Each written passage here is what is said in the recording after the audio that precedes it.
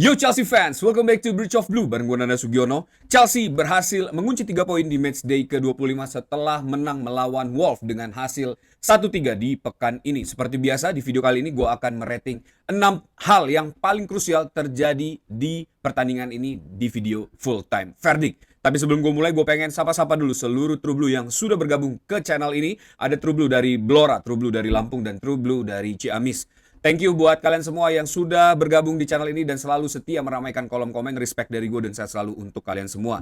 Dan buat kalian yang baru join, jangan lupa untuk klik tombol subscribe, nyalain loncengnya, bantu gue buat sampai ke 10.000 subscriber. Kalian juga bisa bantu gue dengan memberi hype ke video ini supaya makin banyak True Blue yang bergabung ke channel ini.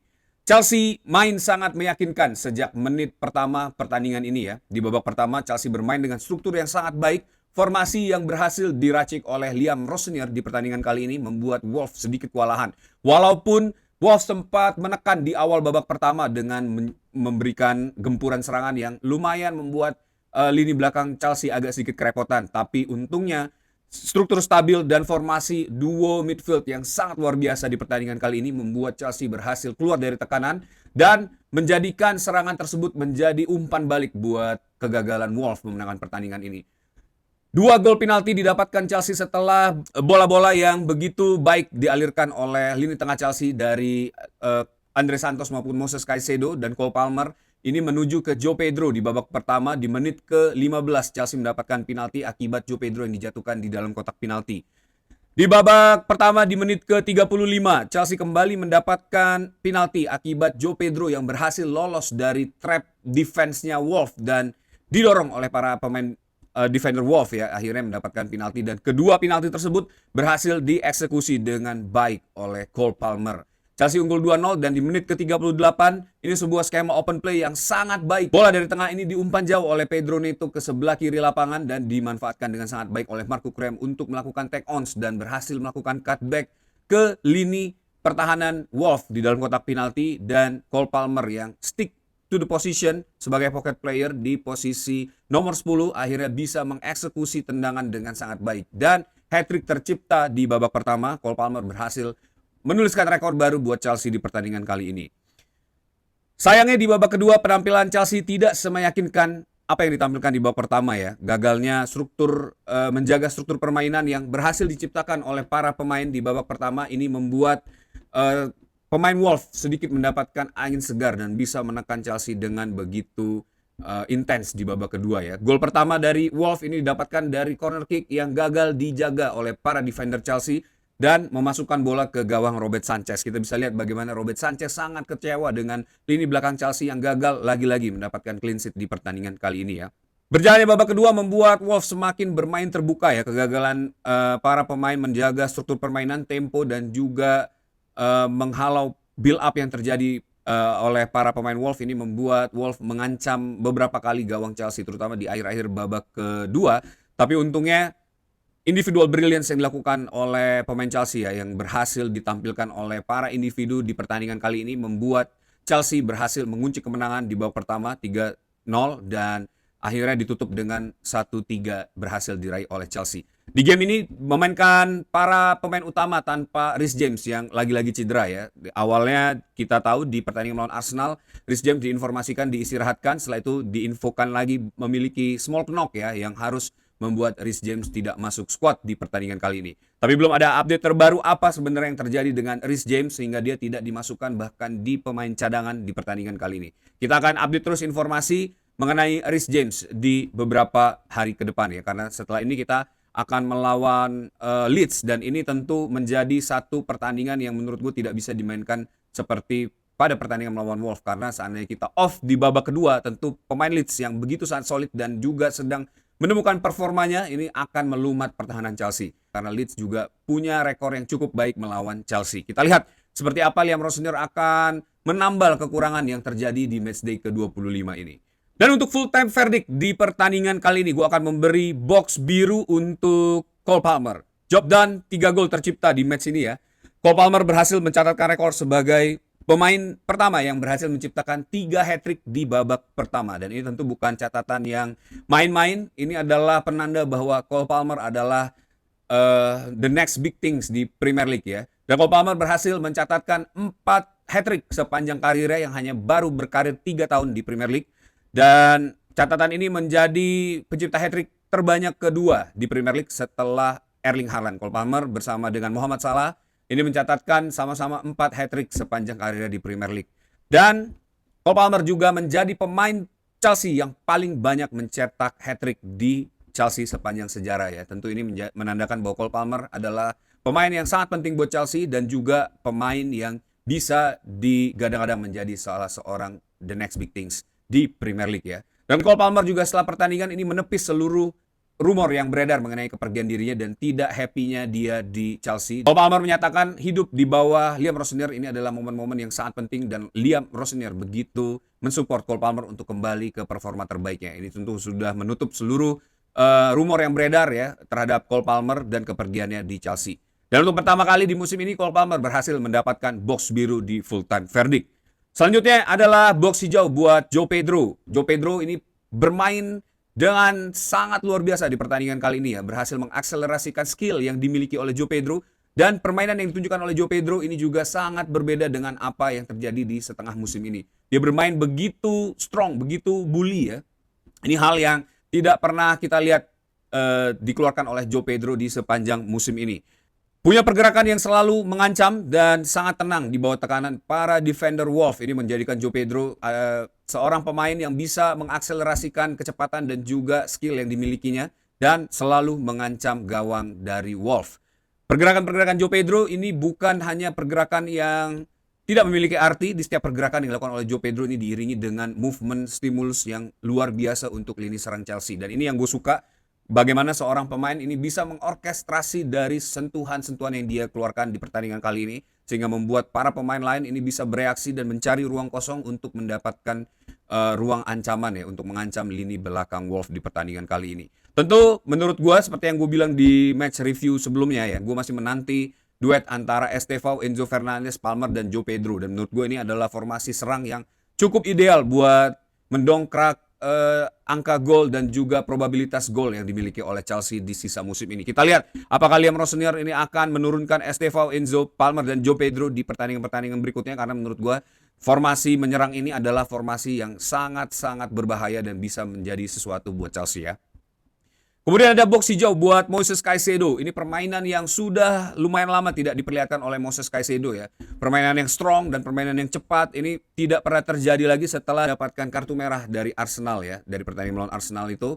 Permainan Moises Caicedo agak sedikit turun dari permainan dia sebelumnya. Dan di malam ini gue melihat Moises Caicedo bisa kembali menemukan performa terbaiknya dan fit in di dalam sistem Liam Rossinier. Permainan tackle keras dan tidak mendapatkan kartu kuning. Ini menjadi catatan yang penting untuk Moises Caicedo mengembangkan atau tumbuh di dalam permainan melawan Wolves ini ya. Link up play yang baik dengan Andre Santos ini juga memberi kontribusi yang luar biasa di pertandingan kali ini. Penampilan Andre Santos dan Moises Caicedo tentu harus diapresiasi di pertandingan ini sehingga membuat lini depan Chelsea ini bisa bekerja dengan maksimal karena tidak perlu memikirkan lagi lini tengah ya. Kehadiran Moises Caicedo di pertandingan ini menurut gue juga cukup memberi impact terhadap keunggulan Chelsea di babak pertama. Berikutnya ada box hijau buat partner Moises Caicedo yaitu Andre Santos. Duet Moises Caicedo dan Andre Santos sudah gue puji dari awal video ini ya. Duo midfield ini kelihatannya sangat reliable dimainkan di sisa musim ini menjadi duet mewah di lini tengah Chelsea dan membuat struktur dan balance yang terjadi ya di antara lini serang dan juga lini bertahan Chelsea. Ini tentu adalah formula yang sangat baik dan harus terus dikembangkan dan dipertahankan oleh Liam Rossinier. Bagaimanapun caranya, kedua pemain ini harus bisa mengeluarkan kemampuan terbaiknya di setiap pertandingan karena kita tahu dengan adanya Moises Caicedo dan Andre Santos ini Enzo Fernandez dan Cole Palmer bisa didorong jauh ke depan dan menjadi ancaman untuk lini belakang defender lawan dan itu juga yang akan membuat perbedaan di setiap pertandingan ya. Walaupun sempat shaky di babak kedua penampilan Chelsea, tapi untungnya duo midfield ini tidak drag down ya, dan tidak terbawa suasana. Mereka tetap menampilkan performa solidnya sehingga bisa mematahkan build up yang dilakukan oleh para pemain Wolves di pertandingan kali ini sehingga tidak ada gol tambahan yang bisa didapatkan Wolves di pertandingan kali ini ya. Kalau tidak ada duo ini, gue rasa Chelsea mungkin sudah ke break dan ada beberapa gol lagi yang terjadi di gawang Robert Sanchez. Well done buat duet Moises Caicedo dan juga Andre Santos di pertandingan kali ini. Kemudian ada box hijau buat Marco Correa. Ini defense yang sangat baik dan serangan yang sangat luar biasa ya. Marco Correa berhasil memerankan diri sebagai hybrid winger di pertandingan kali ini, bisa menjaga kedalaman squad dari lini defense dan juga membantu serangan dengan sangat luar biasa. Dan kehadiran Marco Correa ini berhasil membuat Pedro Neto dan juga Enzo Fernandez memainkan free roam dan bisa mengancam atau membuat pergerakan yang bisa membuat ruang untuk para pemain lain. Ini mengekspos defense-nya Wolf ya. Dan hadirnya Marco Correa di lini depan ini jauh menjelajah ke depan. Ini membuat ancaman baru untuk lini pertahanan Wolf. Kita lihat beberapa kali Marco Correa berhasil masuk ke box ya, penaltinya pertahanan Wolf dan menciptakan banyak ancaman. Terutama assist dia untuk Cole Palmer. Ini juga tercipta dari open play dan skema yang menurut gue sangat baik ditunjukkan oleh para pemain depan Chelsea dan support overload play yang dimainkan oleh Marco Correa di pertandingan kali ini.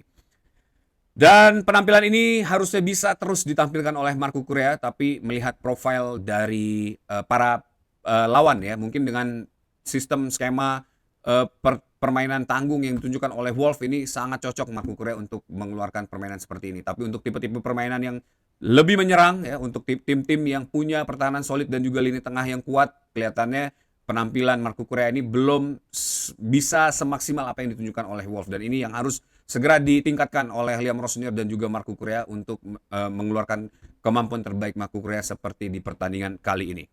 Kemudian box merah ini akan gue kasih untuk penampilan Chelsea overall di babak kedua ya. Ada struktur yang hilang, yang tidak bisa dipertahankan secara konsisten oleh para pemain Chelsea di babak kedua. Ada sistem yang mandek dan ketidakmampuan Chelsea untuk keluar dari tekanan Wolf ini cukup membahayakan gawang Robert Sanchez di babak kedua. Penguasaan bola yang hilang akibat kurangnya konsentrasi di babak kedua. Gue nggak tahu apa yang terjadi. Ada sedikit penampilan yang off ya di beberapa permainan atau lini ditampilkan oleh Chelsea di babak kedua, dan ini menjadi catatan penting Liam Rosenior ya untuk segera memperbaiki apa yang ditunjukkan oleh squad Chelsea di babak kedua.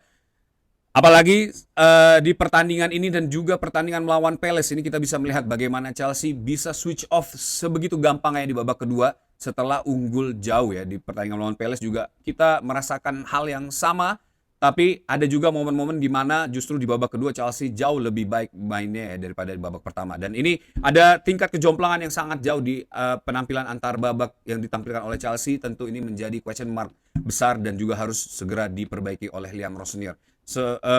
Permainan yang stabil ya, 90 menit konsisten mempertahankan struktur dan skema permainan yang baik ini tentu dibutuhkan oleh Chelsea untuk bersaing di papan atas Premier League di sisa musim ini dan juga di musim-musim berikutnya. Karena permainan yang tidak konsisten seperti ini, roller coaster performance yang ditunjukkan oleh Chelsea ini tentu menjadi bom waktu buat Chelsea dan bisa meledak kapan saja. Dan ini tentu gue berharap Liam Rosenior segera memperbaiki, terutama saat melawan Leeds, karena permainan yang tidak konsisten ini akan sangat membahayakan buat Chelsea, apalagi melawan tim seperti Leeds United ya.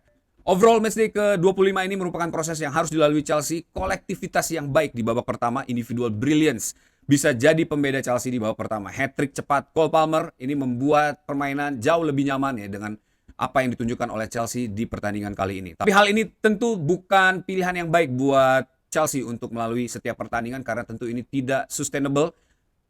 Permainan yang hanya mengandalkan momentum ini tidak akan bisa bertahan 90 menit. Untuk bersaing di level tertinggi terutama di Premier League, Chelsea harus mampu mempertahankan struktur permainan, konsistensi, ritme yang baik selama 90 menit.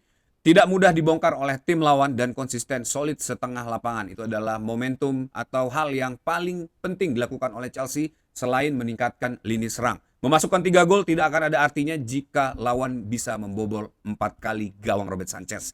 Hal ini harus jadi catatan penting Liam Rosenior, meningkatkan apa yang sudah bagus dan memperbaiki hal yang masih salah. Kembali ya para pemain pilar, paling tidak akan mempermudah Rosenior meracik formulasi-formulasi yang mulai terlihat jelas saat ini, sehingga membuat Chelsea bisa menampilkan performa konsisten dan memenangkan setiap pertandingan terutama melawan tim-tim besar. Itu dia full time verdict di video kali ini di matchday ke-25. Coba tulis pendapat kalian di kolom komen apa yang harusnya diberi nilai lebih untuk pertandingan kali ini dan apa yang harus diberikan box merah di pertandingan kali ini. Tulis pendapat kalian di kolom komen.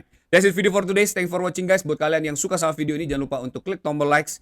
Dan yang paling penting adalah subscribe channel ini, nyalain loncengnya, bantu gue buat sampai ke 10.000 subscriber. Kalian juga bisa kasih hype di video ini supaya makin banyak True Blue yang bergabung di channel ini. Terima kasih untuk kalian semua yang sudah menonton video ini sampai habis. Tetap dukung Chelsea, once the blue always be blue, up the Chelsea.